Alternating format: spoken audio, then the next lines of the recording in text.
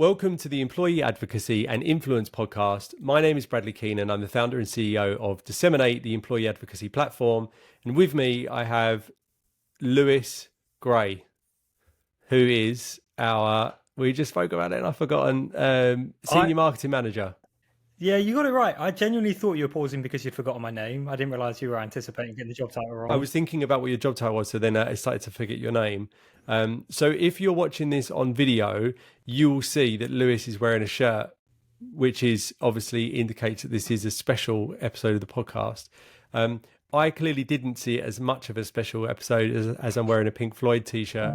So I apologise for looking scruffy, but Lewis is looking super polished because we have a big announcement that's really important enough for Lewis to put a shirt on, which I'm excited to tell you about. So are you ready, Lewis? I'm ready. Yeah, I'm in a shirt and I'm ready. Let's get into it.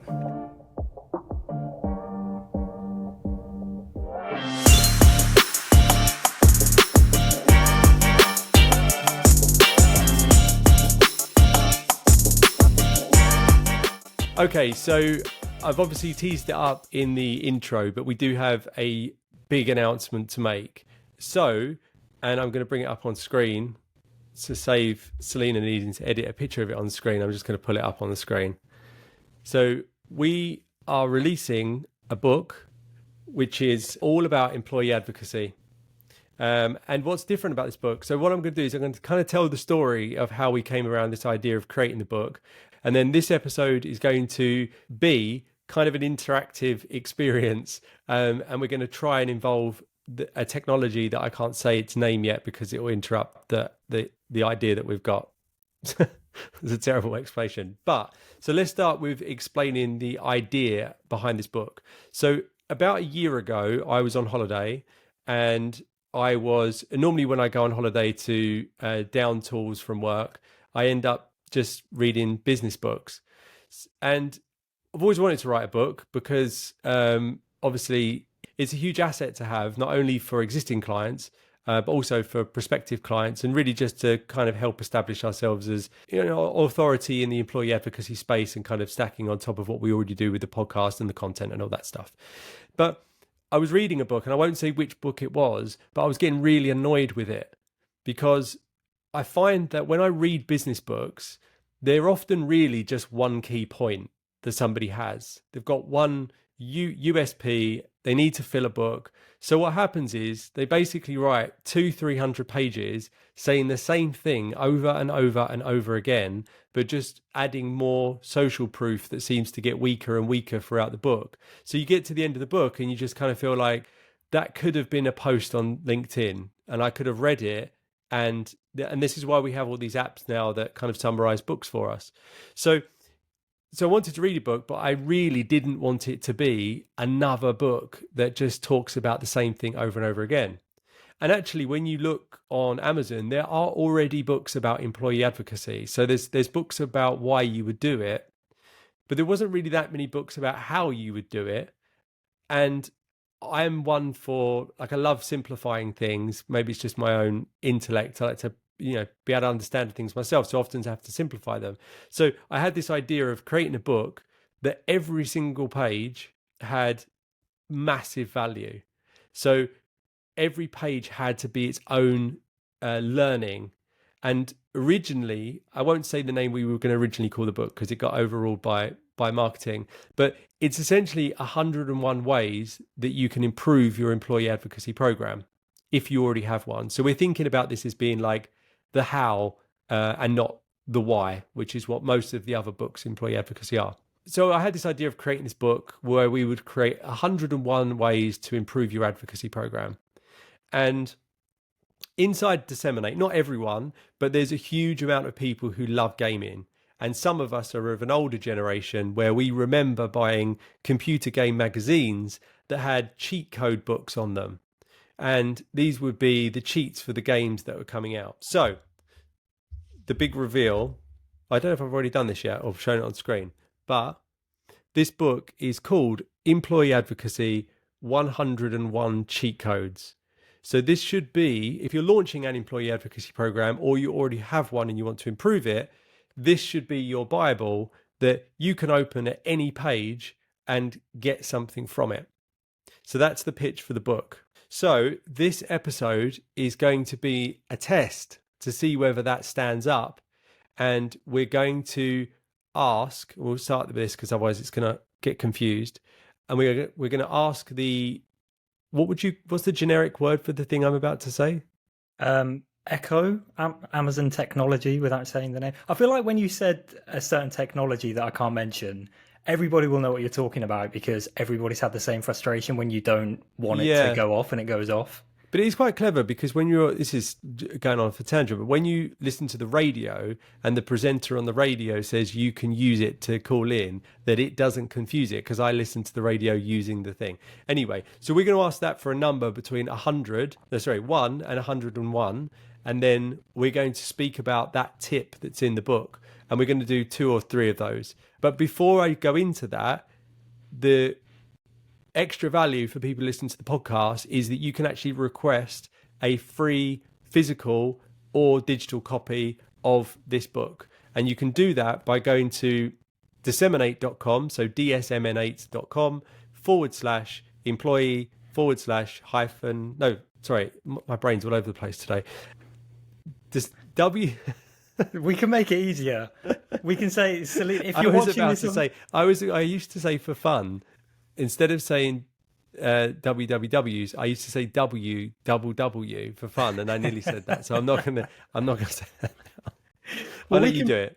We'll get we'll put the link in the show notes for anybody listening on a streaming platform or a podcast platform, and then we'll bring a QR code up on the screen to make things a little bit easier. But I think just to mention what you're saying about books before, I think it's just nice to have something tangible these days. Everything's online. And what you were saying about going on holiday, when you want to do some learning, the last thing you want to do is open your laptop. Like, you don't want to go read a blog post. Maybe you'll listen to a podcast, but to actually have a physical book is just, I love it. I feel like that's why vinyl's coming back, but to have a physical book to sit and read is, it's a throwback, but it's a welcome one. It is. And I think when you give something away just as a PDF document, it just feels like it just becomes another piece of gated content that you're trying to kind of do the bait and switch, with people. And what we want to do is just put a piece of content out there. Now, the good thing about the book is it is platform agnostic. So this isn't, and actually every single tip in the book you can do without having an employee advocacy program. So the book isn't a sales pitch for Disseminate. It's, you could buy this book and use it with somebody else's platform. You could buy this book and you could use it without using a platform if you were running a small scale, 10, 15 person advocacy program. So the tips still work for everyone. Yeah, perfect. So you ready to put it to the test? Ready to put it to the test, yeah. Okay, let's see if my one works. Alexa, give me a number between 1 and 101. Here's a number between 1 and 101. It's 15. Okay. So we are going to go to tip number 15. This tip is, a strong personal brand is priceless. Make sure employees know. So what we're talking about here is about educating employees on the value of employee advocacy for them as individuals. We've spoken about this before on the podcast around creating your ideal client profile, but it's amazing the amount of people that launch advocacy programs and they forget to actually tell the user why this benefits them. And that's something that we see time and time again. Yeah, I think it's probably one of the most overlooked parts of it, because when, let's say, for example, you're a marketing team that's launching a program for marketing purposes, you will research all of the marketing benefits and that's how you'll sell it internally. And I think then people then make the mistake of communicating the same benefits and the reasons for launching to the workforce, which is the polar opposite of what you need to be doing, because obviously you want to communicate the benefits for them. You want to get them excited about it. And if they don't work in marketing and you're going to want to invite more than just your marketing team to your program, then saying, oh, this is really going to help the marketing team, is like, well, this doesn't fall under my remit. Why would I do it? Or fall within my remit, sorry. Yeah, it just comes across as too self-serving, I think, when people talk about just the value to the organization. So some of the ones that we actually have this a table in the book that kind of gives you a framework that you can use when you're talking to employees. So you've got an asset in there. So as we've written the book, we've got loads of templates and things that you can download and use. So it's more of a tactical, is that the right phrase? I always get tactics and strategy confused, but would it be tactics? Lewis, correct me if I'm wrong. Referring to the actual putting these things into application. So rather than us just saying a strong personal brand is priceless, make sure employees know, what we're actually doing is giving you the fundamentals that you can use. So in here, we have a table that talks about the benefits of boosting your career, growing your network, making your job easier as part of employee advocacy. So these are all things that when people are asking the question, why should I? It gives you those fundamentals to be able to answer that question, which I think a lot of people leading advocacy programs aren't actually able to do. Yeah, to answer the question, I'd say tactics and strategy. The strategy is for better adoption rates, you need to communicate the benefits for the employee, the personal branding benefits especially, but then the tactics are in the book of how to communicate it. And one of the things that I think with personal branding that people forget about is that personal branding is not just an external function, it's an internal function as well. So we speak about this idea of water cooler moments, which is a bit of a cliche, but people know what we mean when we say it. But when I had my first job, not to be like Mr. Old Guy, like remember when back in the past, but there would be certain individuals within an organization that you knew because they were more active in speaking to people. They did a good job of representing themselves rather than just kind of getting their head down and doing their work. So advocacy gives people that ability to have an internal personal brand, but using an external channel like LinkedIn. And that is covered in tip number 15. Nice. Anything you'd like to add to that, Lewis, or should we go on to the next tip? I would say if you haven't listened to the episode, definitely check out, we'll put this in the show notes, but the episode that we produced on how to create your ideal advocate profiles, because something to consider, and this is in the book, is that personal branding doesn't mean something to everybody. So the idea of putting together your ideal advocate profiles is tailoring how you, maybe that's not the right word, but figuring out how you're going to communicate the benefits to each employee. So looking at what their current job objectives are, what are their pain points, and then thinking about how participating in your employee advocacy program is going to help them achieve those goals and overcome those pain points. It's really simple. It sounds a bit more complicated than it is. It's really just about putting some personas together. But that's the final thing I'd say is definitely check out that episode if you haven't done already. Great. Should we do one more? Or a couple more maybe? Yeah, I think we've got time for one or two more. Alexa, give me a number between 1 and 101. Here's a number between 1 and 101. It's 73. 73. Okay, so number 73 is you know who loves clickbait? Nobody. Avoid. So you got any thoughts on this, Lewis? Plenty. So the key line in it, where the first line in this tip starts with, don't be tempted to drive results at the expenses of your employee advocacy program's credibility. Yeah, so I think something people do all too often when they're running employee advocacy programs, it's a common mistake, and I can understand why people think this way, but if this usually happens if it's a marketer that's curating content for other people to share, and we've used this phrase a lot, but they don't switch off their marketing brain, and they write content that they might post on the company page, which I would argue is probably inauthentic for a company page, even when they're using all of this clickbait jargon that, generally speaking, unless somebody, I can't think who would post this kind of content, but basically the end result is when this employee shares that piece of content, it looks inauthentic in feed. It might look like somebody else has written it, or it might just leave a sour taste in the mouths of their audiences. So I think also clickbait for me is when people, so when I hear about clickbait, if someone says the word clickbait, I think of things like, pictures of child celebrities with, you won't believe what they look like now, right? Will blow your mind. So while we're saying clickbait, and that's sometimes what you think about, actually what I think about is more when somebody will post something about a piece of content and say that there's kind of critical learnings in a blog article or a video, for instance. But actually, when you click on the content, it's actually more of a registration for a webinar, and the webinar is where it contains the learning. So it's like tricking someone into taking the next step because you believe that if you can get someone to the next stage of the funnel, they're more likely to end up at the end of the funnel. It's like classic sales when, giving someone we were talking in the office the other day about email titles, email subject lines. People who use trickery in email subject lines to get people to open the email. It's like, well, that's great, but then when you open the email, you're annoyed. So it's not. You might get that vanity metric of, oh, my open rate went up, but actually you've annoyed the person and it's damaged and tarnished the brand. Yeah, I mean, what you were saying before as well is kind of like what you were talking about with a lot of business books that could have been blog posts where they're just making one point.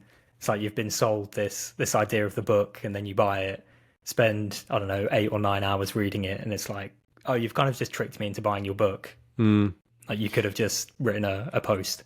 And I think also as you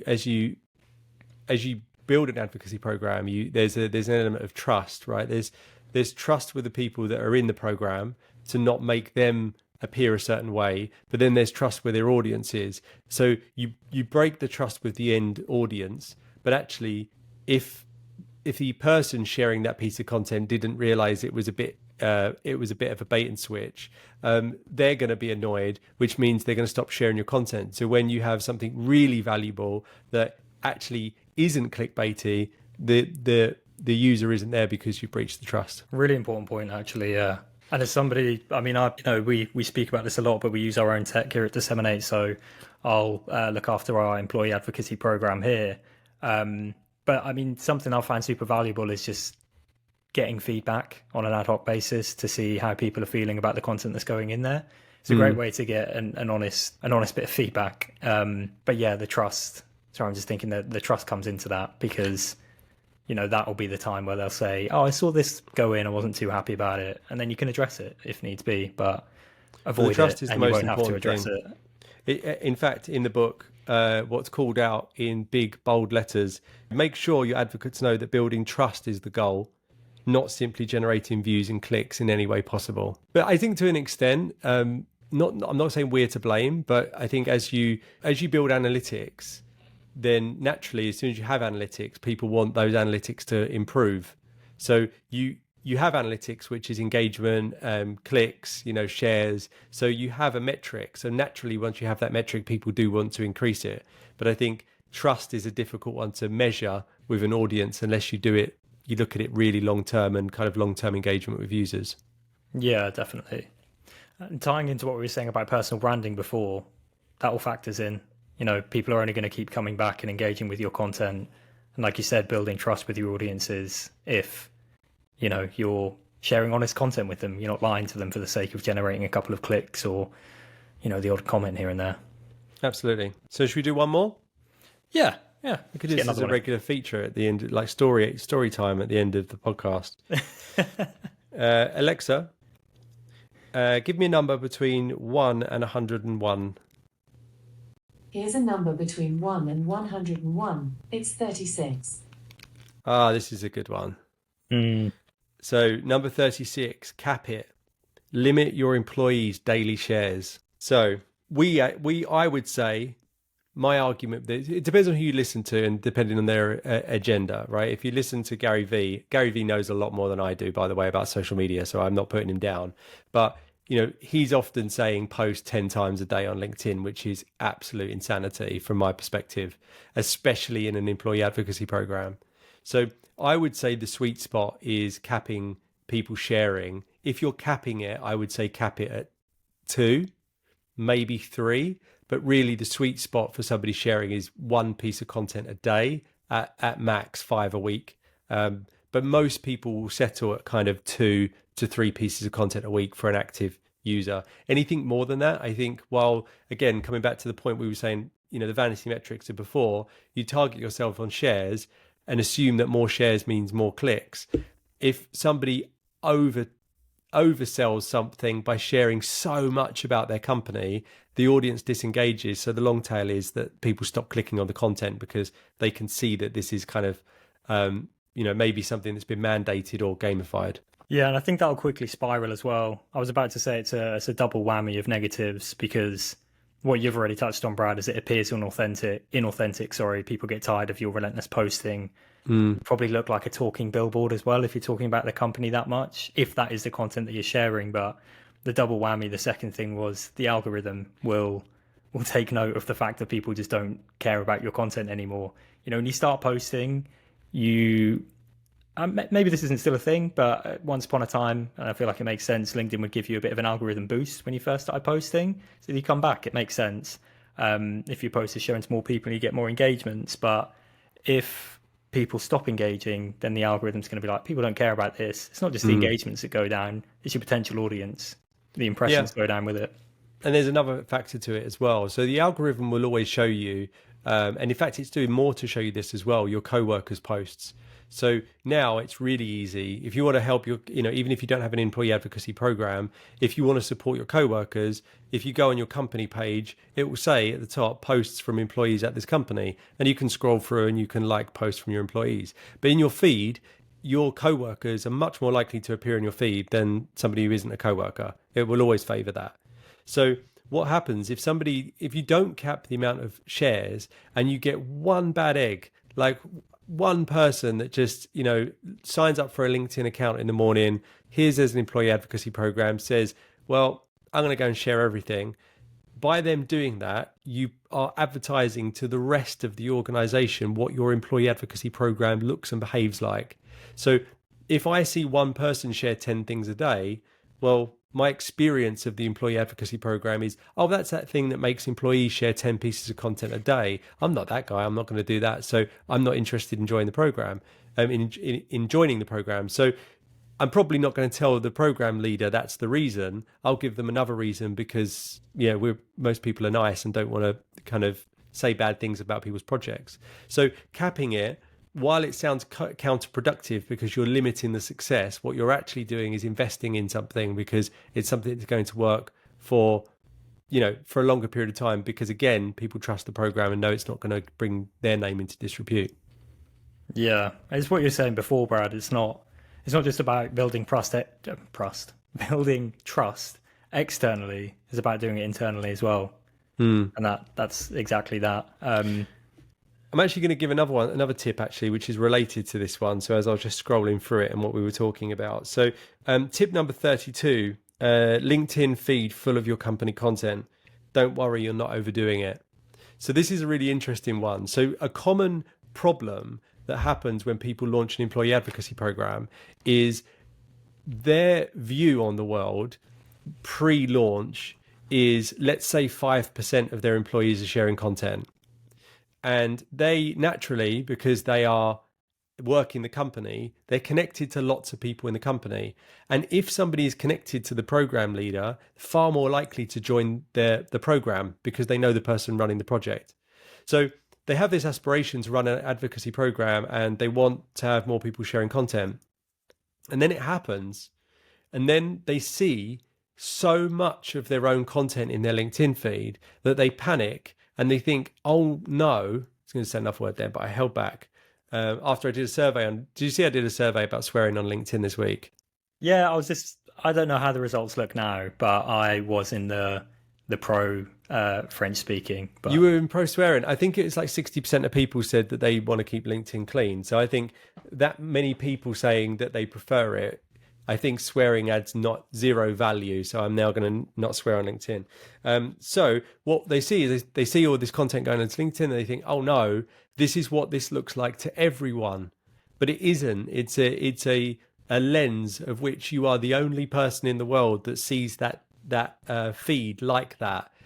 So what I always tell people to do is find somebody they've worked with before in the industry and ask them what they think.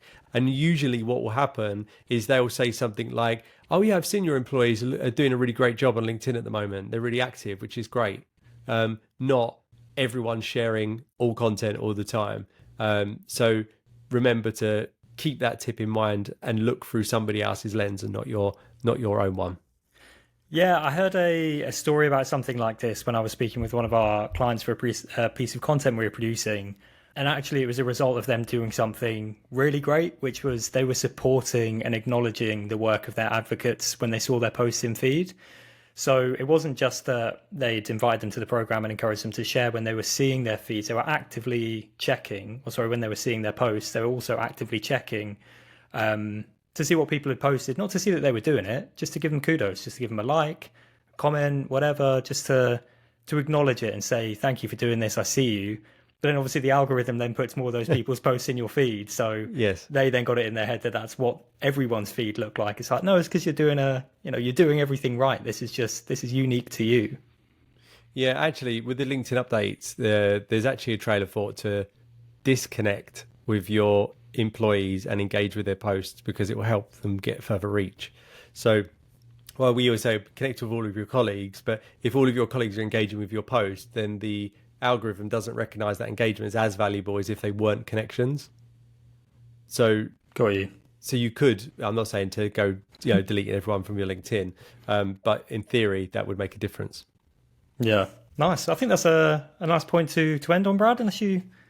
No, I'm just going to now take the book and the ceremony and then put it on my book stand, which I've got from behind my desk. So if anyone's watching the podcast, they'll never forget that there is a book that they can get their hands on. Pride of place next to the lightsaber as well. I almost had to choose between the lightsaber and the book, which I couldn't work out which one I was more proud of.